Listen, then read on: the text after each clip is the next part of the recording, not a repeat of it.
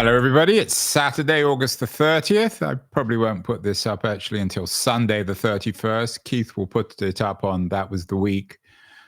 Today, it's the last weekend of the summer, silly season. Not a lot of news, in my view at least, although Keith may disagree, which is why he's put together, in my view at least, on first sight, a slightly absurd headline with lots of people smiling. Users, publishers, and AI. Everybody wins. We've heard that one before, and usually when we see everybody wins, it's everybody losing, especially publishers and users. But Keith, I'm sure you will disagree. Although you have to acknowledge that we've seen these sorts of headlines before in Web 2, for example, about users and publishers all winning and they ended up losing. So why is it going to be different this time with AI? Actually, it's not a prediction. The editorial is a proposal for how that could come true. Obviously, if you're predicting, I might be inclined. Well, if you're writing it, then you're predicting. You're saying it could come true. Are you disputing that that is a possible outcome?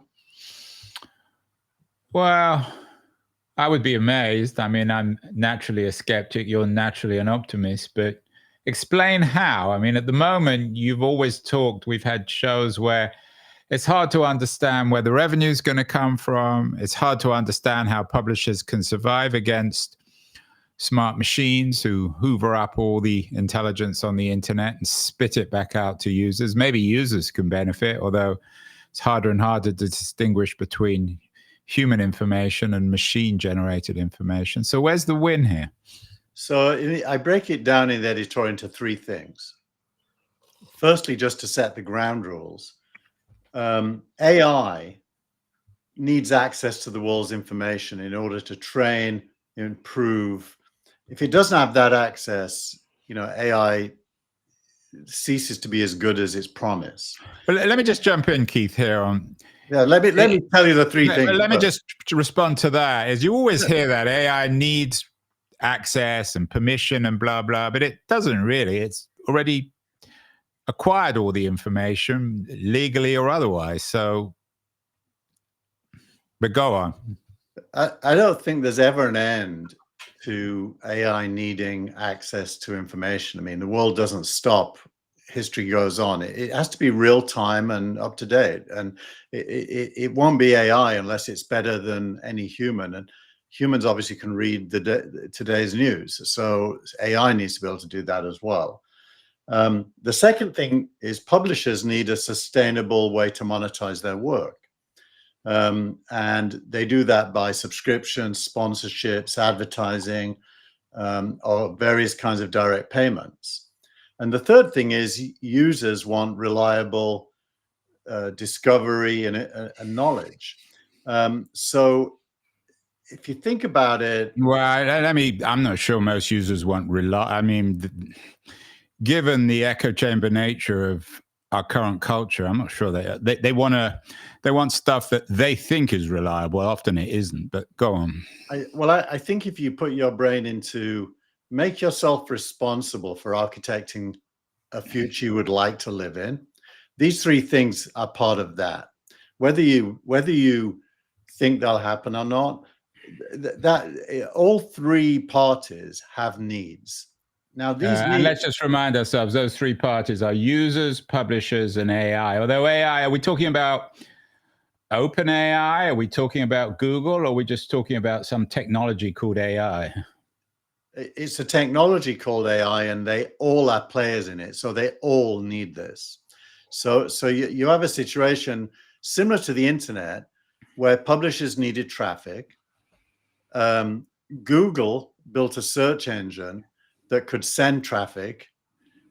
For Google to get paid, it had to have links that were monetizable, and users needed to be able to use Google and find it effective. It's not that different. It's just that the traffic is moving from a search engine into AI.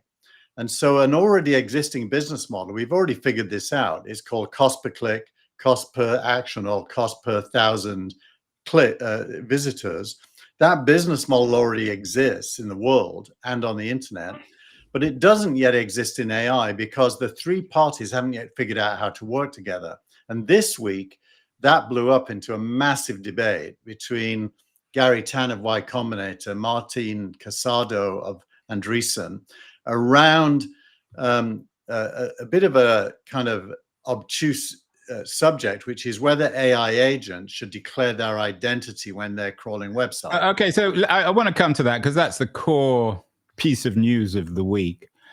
But your reading of history, Keith, sounds to me rather deterministic and teleological. You assume that users, publishers, and technology manage to figure out a way of working together. It's almost a logical narrative of history. But is that really how things work? It didn't really work out that way in Web 2. Web 2, everything was determined by the tech companies, and both users and publishers had to put up with it, especially publishers. They never were incorporated into the narrative in terms of determining what this thing should look like.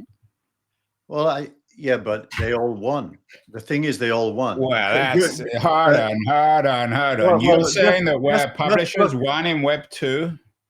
Massively won. Look at the New York Times revenues today compared to 10 years ago. Massively won. Only bad publishers lost. Well, we could spend the rest of the day talking about that. I mean, publishing has been complete. I mean, you're right on the New York Times. You're right on the Wall Street Journal, maybe the FT. But the vast majority of publishers lost because most of their businesses have disappeared in the last 25 years. Because they were bad at doing what they do. They were local. I don't want to get stuck, but they were local papers. Andrew, look at the Daily Mail, which is this provincial UK newspaper, now number 2 in the world.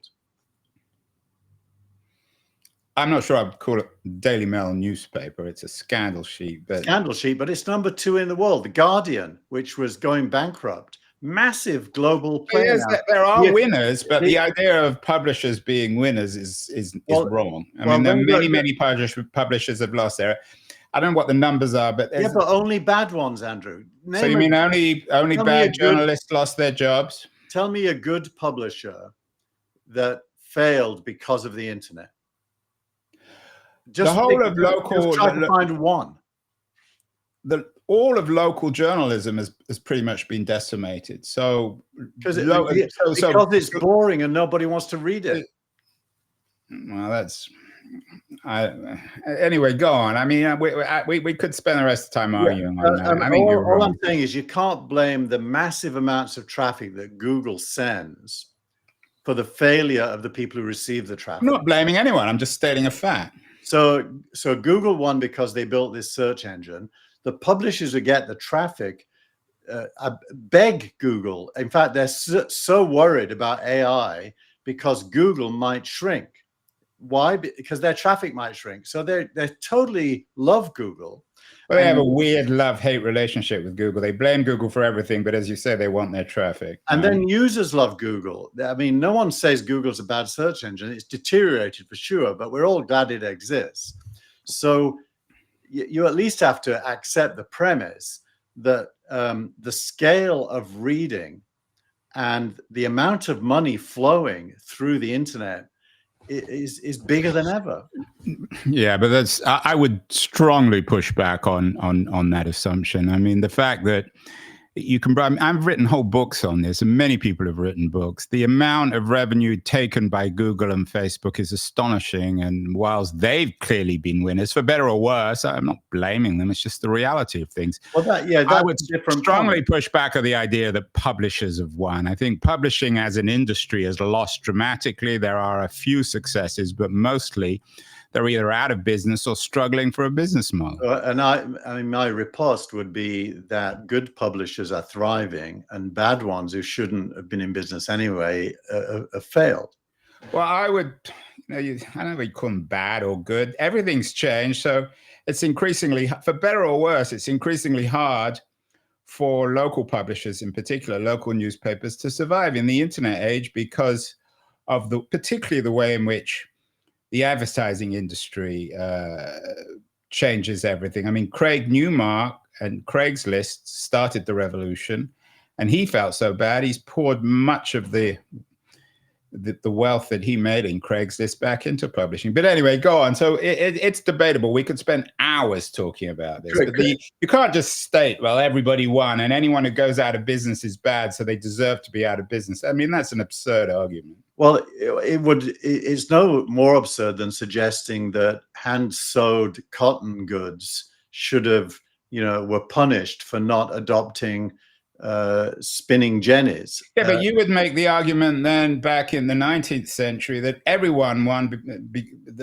They did. We all got cheap clothes. Yeah, but we all got cheap clothes. But the hand workers who made the cotton goods that generated, I don't know, the Luddite Revolution, they didn't win. They all went out of business. Yeah, but that's because they should have gone out of business. I mean, progress means the division of labor gets smarter. Well, but then your argument is just teleological. Given your fetishization of progress, everyone always wins with progress because anyone who loses deserves to lose. Well, the measure of success is a human level. It's humanity. It's not any individual. No, now you're falling back on abstractions. Now you're losing. Let's go back to users, publishers, and AI. Let's focus on that. So you're going to disagree with this, but this is now the latest incarnation of progress. And the question is AI going to replace search as the dominant place we all hang out? My guess is yes. Is Google search going to lose traffic because of that? My guess is yes. Is the business model that Google developed that publishers benefit from, not all, going to die, or will it transition to AI? And my argument here is that it's completely feasible and doable that it transitions to AI. Yeah, and I wouldn't disagree on any of the things you've said. So we're in the next chapter of this dramatic transformation of the publishing business from Web 2 to AI, from self-publishing to machine learning publishing. So users, publishers, and AI, everybody wins. And you and I have talked about this extensively, Keith. It seems like the debate this week, the Gary Tan, Y Combinator, Andreessen Horowitz spat, is about how publishers generate revenue in this new age. Is that fair?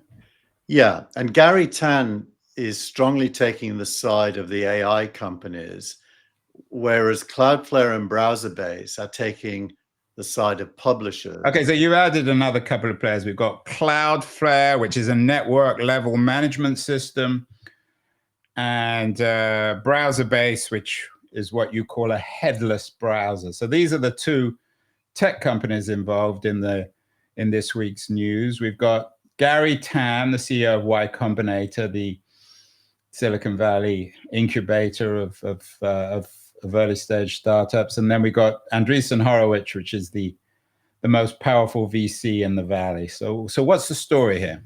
So the sequence of events is number one, Cloudflare and Browserbase announced a partnership for supporting a technology which will require an AI agent or a web bot, if you will, to carry with it a certificate indicating who its owner is.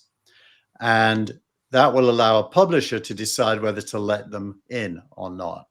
So this is basically an authentication certificate that every AI agent would carry on engaging with web content. And Browserbase is a headless browser, is basically a browser that an agent uses to engage with web content. So in other words, is this a way to make sure that the AI companies can't steal people's content? Well, they can't be anonymous, and therefore, which is a way of stealing. Well, I mean, they become accountable. So when you do a search on OpenAI for this show, and they know exactly what's happening, it means that they must have got your or my permission, whoever owns this content, maybe Substack, to actually troll. Yeah, there are those who think it's stealing. I don't agree with that. I think it's reading, and I don't think it's stealing if the publishers don't want them to do it. That's the point, right? could be stealing So potentially. far at least, so far legally, the courts have found in favor of AI that reading is not copying or stealing. So I believe that that's the case as well. So I think it's reading, but the publisher is being given a tool by Cloudflare and Browserbase to control who can read. It's not about stealing. Even reading could be controlled. So here's the question then. Given the vast fortunes involved, would it be, I mean, if Cloudflare and Browserbase come up with this authentication system, would it be wise or not for publishers to use them to protect their work? Might it make them irrelevant? That's a very good question. I'll come back to it in a second. Let's just now state that the second thing that happened is that Gary Tan from Y Combinator then called Cloudflare and Browserbase an axis of evil. Where have we heard that before? And basically, in defense of AI, said that this pact was evil because it would constrain AI's ability to read. Calling it an axis of evil. Did he have two X's in it? Only one. I mean, anyone who's called Gary Tan and spells their name with two R's, I think, is automatically suspect. And calling it what did he call it? I mean, this is this sort of provincial Silicon Valley provincialism. I mean, it's such an absurd and thing then the third say, thing that happened is Martin Casado from Andreessen Horowitz came in and said he thinks that agents carrying identity is a perfectly reasonable piece of infrastructure that seems like common sense. So he's agreeing with what Cloudflare and Browserbase are doing. And he doesn't think it's threatening to AI. And is there self-interest there? Or Andreessen Horowitz investing in Cloudflare or Browserbase? I don't believe so, but there's big investors in AI, of course. So I think he's just being sanguine and realistic.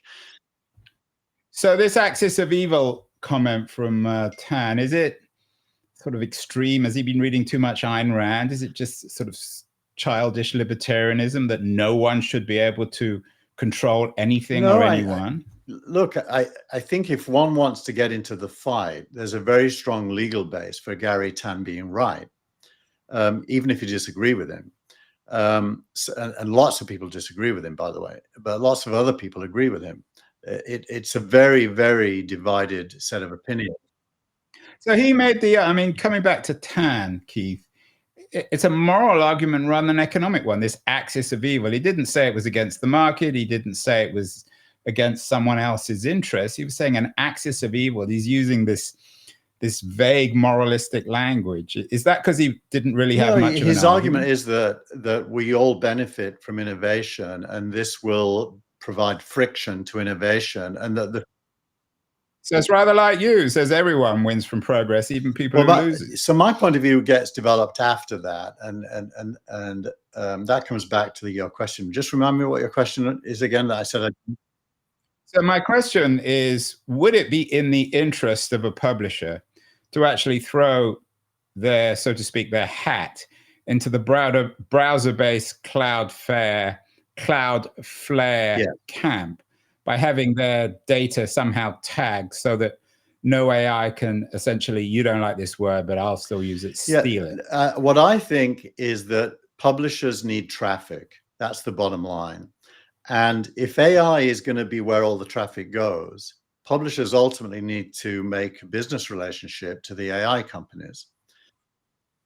I would disagree. I don't think publishers need traffic. I think publishers need revenue. And you and I have a show, for example, where neither of us have made much of an effort because we're both lazy, but we could probably sell sponsorship on this to some tech company. And I don't think they care that much about the traffic. They care about the few thousand Silicon Valley influencers who enjoy our spats, but traffic doesn't really matter.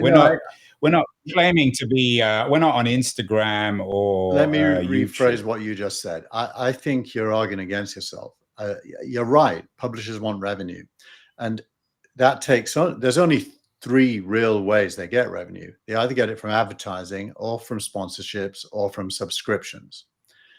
And Right. all of those are driven by traffic. So there's a correlation between traffic and revenue, clearly. Well, no, but let me just come in here, because there's a huge difference between advertising Yeah. and sponsorship. There's a fundamental difference when Yeah. it comes to revenue. That's the problem with the advertising model, I think, historically, is it's really required massive traffic to generate any viable revenue, especially the way in which Google advertising has commodified advertising. Whereas sponsorship, the traffic doesn't really matter. No, it does It's your matter. influence. I mean, obviously someone's got to watch it or listen to it, but it's not the key metric. I think that's naive, Andrew, and I think you and I aren't experienced enough because we don't. I am. It's one area where I am experienced as a publisher, and I know it's not naive at all. I know that I've been doing this podcast for years, and I've been through every version. You're not and I know successful at the revenue level, so you don't really know. Well, I do know that I'm not successful at advertising, which is incredibly hard. Sponsorship, I'm less unsuccessful. And as I said, I could probably sell sponsorship. I have done in the past. Well, I'm just so I'll agree with you this far. The dollars per thousand subscribers from sponsorship is way higher than the dollars per thousand views for advertising. And yes, sponsorship is a viable business model for people like you and me. I'll agree to that completely. But I also think it isn't true to say the sponsor doesn't care about traffic. The sponsor does care that their money is spent to help influence your readers or listeners.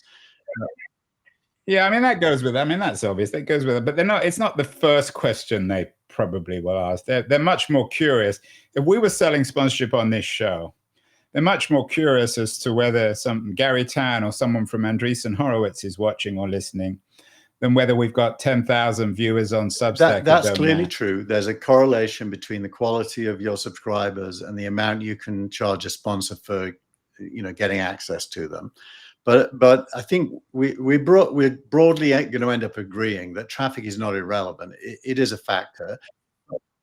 Right, and we've probably any traffic we've had, Keith, I've probably lost it by writing everybody up who isn't Gary Tan or Y Combinator. But that said, if AI, which seems to be the case, is sucking traffic from the open internet into conversations between humans and AI LLM chatbots, then the business model of publishing, whatever the business model is, whether it's sponsorship or subscription or advertising or a combination, needs to find a way to surface inside AI, hopefully without turning AI into an advertising platform. Right, or giving away. I mean, I don't know how you turn our kind of conversation into AI, because it's not what AI does well. But put it this way, we would like this conversation, which is highly relevant to what's going on. We'd like anybody on OpenAI today talking about this topic to have a link to our show surfaced. It would be good for the user. It would be good for AI. We might even agree to pay AI a couple of cents for doing that. And AI, if it sends us traffic, that listener might convert into a subscriber. Okay, so let's use this show as the example of the question I asked, which you acknowledged was a good question. Should we, let's say this Cloudflare browser-based, what Tan called this axis of evil emerges, and we have the option of building a kind of walled garden around this content, would we want to be in their network? I think the answer is yes, if they agree to surface links. If they summarize what we're talking about without sending the reader to us, then the answer is no. So it comes down to, will AI surface links? Yes or no? And well, links, I mean, we don't care whether somebody comes to keithtier.com or andrewkeen.com. We just want people to see our content. We want them to see our content, but we also want to turn them into subscribers. If I don't know about you, I've got about 100,000 people who read the newsletter. I'd like it to be 200,000. I thought you were going to say you have 100,000 I subscribers. have about 3,000 subscribers on Substack, about 7,000 on LinkedIn, but I have about another 100,000 followers on both LinkedIn and Twitter that see my content, and on Facebook, about another 30,000. So I want that to be a funnel that converts into subscribers in my Substack. And if AI can help me there, then I want a. Although, actually, we should talk about Substack too, because there's an important player. I mean, our business model, if we really wanted to make an effort, would be to turn people who watch and listen to this on Substack into sponsors of our show. I don't know how the AI piece plays into that. Well, it comes down to which sponsors are typically businesses. It comes down to which businesses want to be associated with our content. Sadly, the answer may be none, given our content. But well, maybe Mr. Cloudflare or Mr. Browserbase, if you're listening or watching, you should pay Keith and I to talk about your but I don't want to be paid companies like that. I as it happens, my editorial this week is completely in favor of the Cloudflare browser-based deal, and is trying to say to public well, there you have it. Then they should. And it's saying to the AI companies, don't be scared of this, embrace it, because actually it's good for you as well. And Gary Tan's knee-jerk reaction is understandable, but probably too short-sighted. So you're on the Andreessen. I'm surprised. So you're going against the incubator spirit of Gary Tan and the libertarian spirit, and saying that what Cloudflare and Browserbase is doing is actually good. And is this how potentially, Keith, users, publishers, and AI can all win in this new AI there age? Needs to be, I call it a trusted third party, which is a common phrase in the internet. A trusted third party that has links and the economic models associated with those links, and allows AI to learn from them in order to generate traffic back to the publishers. It's an obvious thing. It already happens in Google. Let's just recreate that same universe minus advertising in AI. Well, you're breaking, you talk about breaking Google's dominance, but maybe Google even want to break Google's dominance. It's the classic innovator's dilemma. So this trusted third party matters. Was there a third party, a trusted third party in Web 2, or was what was really missing? What can we learn from history in terms of these other moments where there was so much potential and opportunity and things didn't quite get realized? To be honest, Google played the role of course, a commercial, but nonetheless a trusted third party. I tried to turn real names into that and failed. Google won. Google became a trusted third party that made a lot of money from being the trusted third party, because it could charge rent on traffic, and as you pointed out, probably more than it deserves. And yeah, well, I mean, but I'm in your camp when it comes to deserve. I mean, if the market's there, then they deserve it. If not, if it isn't, then they don't. We did trust Google in the old days. Now, when you use the traditional Google search, you get a lot of advertising, which makes it a little dodgy. It's evolved into a self-interested commercial traffic generator. So yes, you're right. But I do think Google's going to shrink down to the market deserved by its Gemini AI, and OpenAI and Anthropic are going to have the market deserved by their AIs. And so there will not be a dominance anymore. There'll be many players, way more than those three, who will all need a trusted third party as a source of monetizable traffic. And yeah, I agree. Although the markets might not agree. I mean, Google stock is up dramatically in the last 6 months since this has become more self-evident. Maybe it's because they're reinventing itself. So you use this phrase, Keith, in your editorial, which made me automatically suspicious as a natural skeptic. You talk about something called a virtuous circle. What exactly does that mean? I've heard this term before, often in Silicon Valley, or we've always talked about virtuous circles. And what we've got often a vicious cycle. So why is this a virtuous circle? And I will say it's a theoretical virtuous circle, because for it to be virtuous, this trusted third-party platform has to come into existence. It doesn't exist yet. But the virtuous circle is that publishers allow AI to learn on the content, possibly by charging them as well. In some cases, the content and learning will be valuable enough that the AIs will pay. Secondly, that AIs, having learned, surface content from those publishers with attribution that can be clicked on. And that thirdly, as users, as we use AI and more, it exposes us to publishers' content instead of hiding it.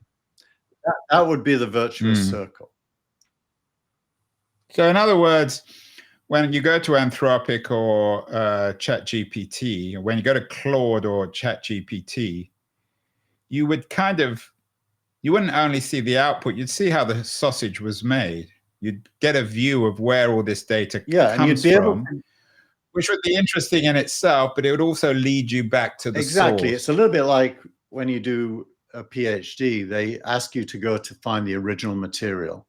You can read books about topics, but when you're writing a PhD, you have to go to the original source material.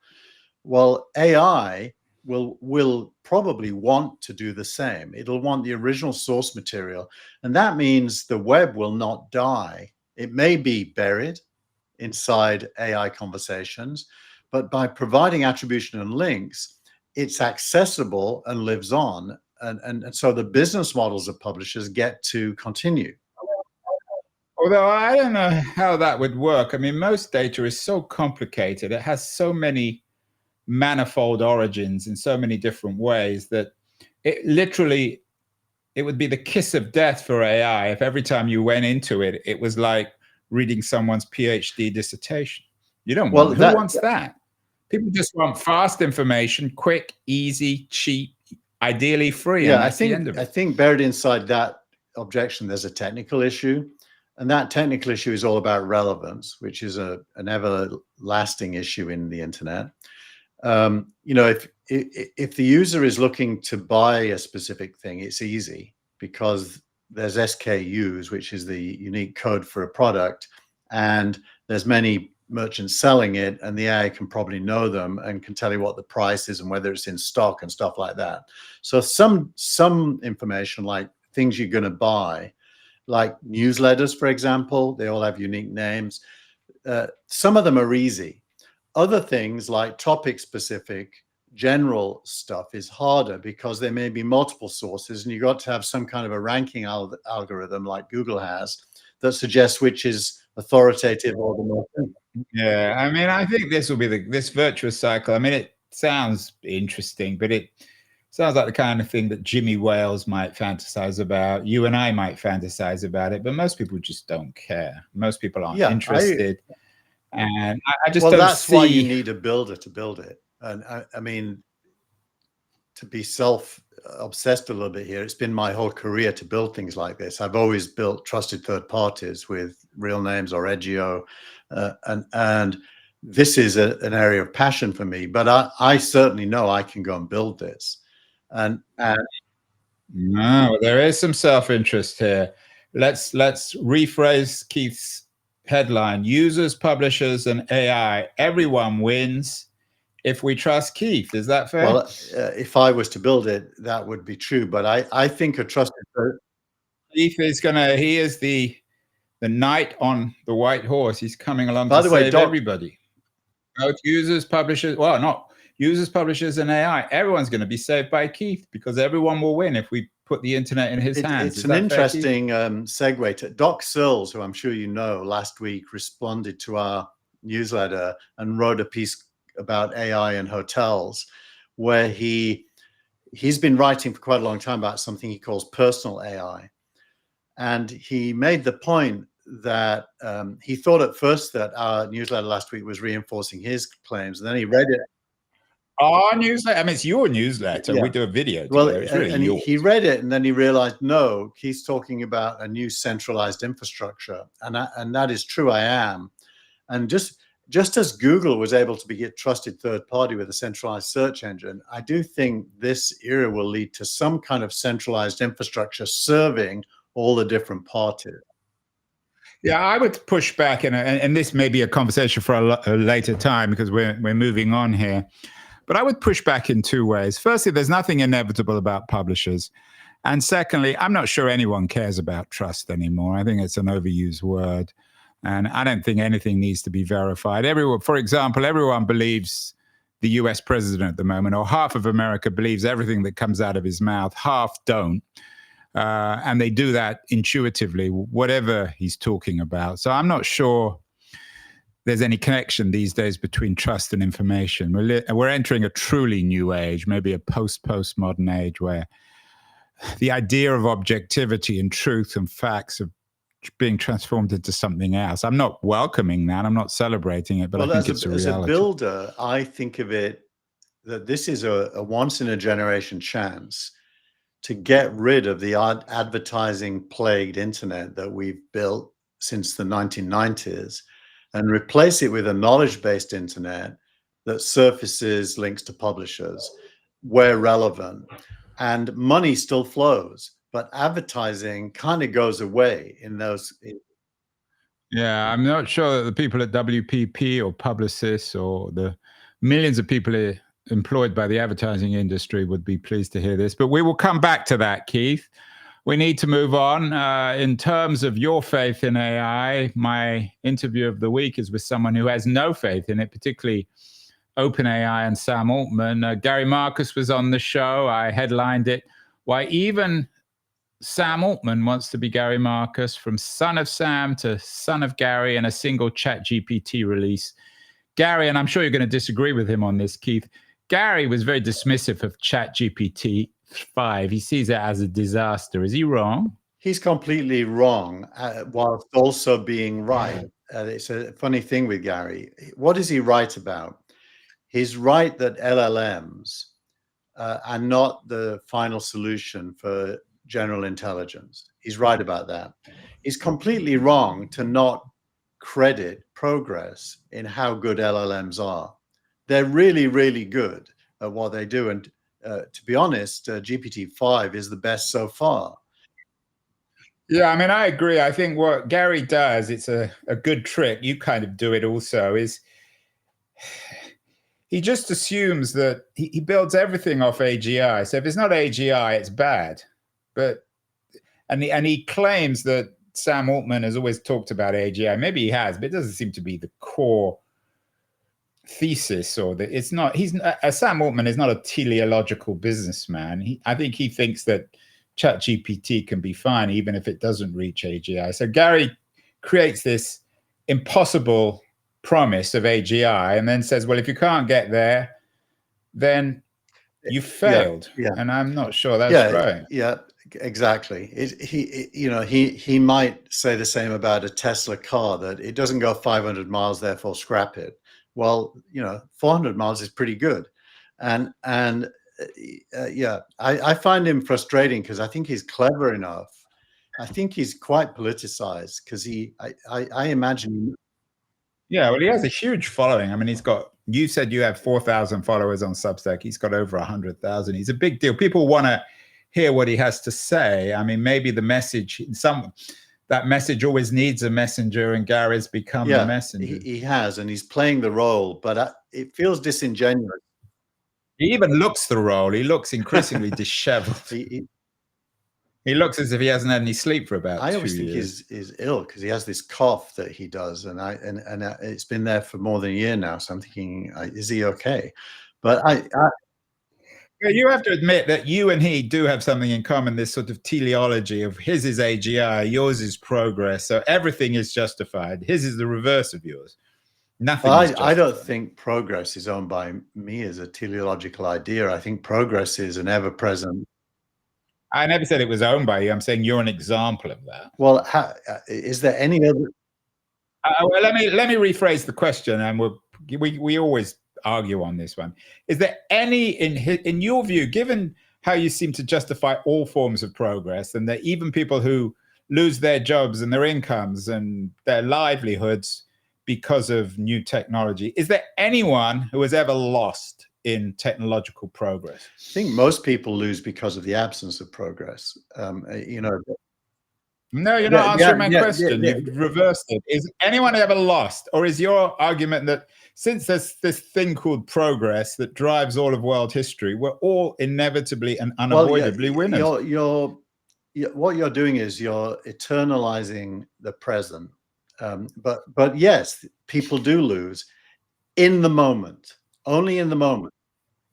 Oh, I got you to admit in the moment. So that may be my quote. People, Keith Teare, people do lose. Those who lose in the moment, society and humanity are winning. And well, I'm sure that doesn't cheer them up when you lose your job because you're a publisher or an advertiser. You know, it's like when you get divorced, Andrew, and your kids are sad, and then 2 years later they're happy because they realize it was a bad marriage. And there's always yeah, well, you've never been divorced, so you haven't even lived through that one. Well, I'm familiar with it. I was raised by a single mum who separated from my dad, so I've lived through it, and I can tell you what was sad initially became happy quite quickly. And so you've got to look at history not in the frozen moment, but you've got to look at progress is a measure of gain over time. And I define it by human freedom. That is to say, separation from necessity. Okay, enough of this. Let's move on very briefly. We got a couple of minutes left. Your startup of the week.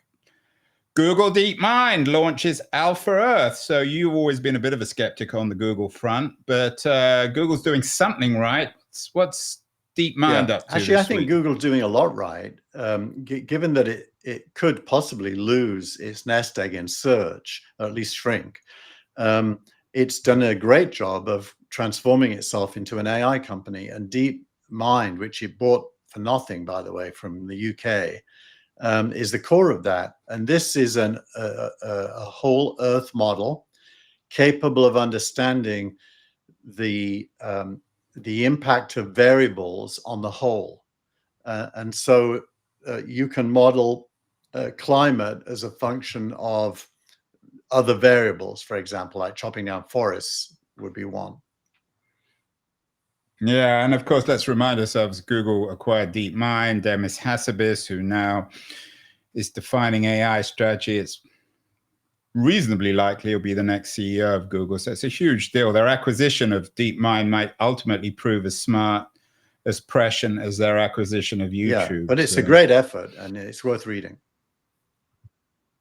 Good. And then finally, your post of the week is, we haven't talked about Elon much recently, but SpaceX releases what somebody on YouTube called an amazing new Starship. What's the post of the week? So this is acknowledging SpaceX's successful launch of its version 3 Starship, which successfully took off. The booster rocket successfully came back to Earth. It released a payload, and then it came back to Earth and landed in the exact spot it was meant to. And why is this huge? Because the 2 previous attempts failed and blew up, and they've now done a successful one. And usually when that happens, they've figured out lots of the variables, and now they can go to the next stage, which is to supply this to NASA for the next NASA missions, which, by the way, ultimately include going to Mars. So it's a pretty big deal, and the technology is awe-inspiring. Maybe you should have changed the title of this week. What would we say? Humans, the universe, and Elon. Everybody wins, right? Let's see, but well, we'll see next week. I'm in Australia, so we're not going to do a show. You might do your own show, but we'll be back in a couple of weeks, everyone, where there'll be a little bit more real news, maybe rather than just Keith and Andrew arguing over progress. But have a great couple of weeks, Keith, and we'll talk again in the middle of September. Bye. Thanks, everyone.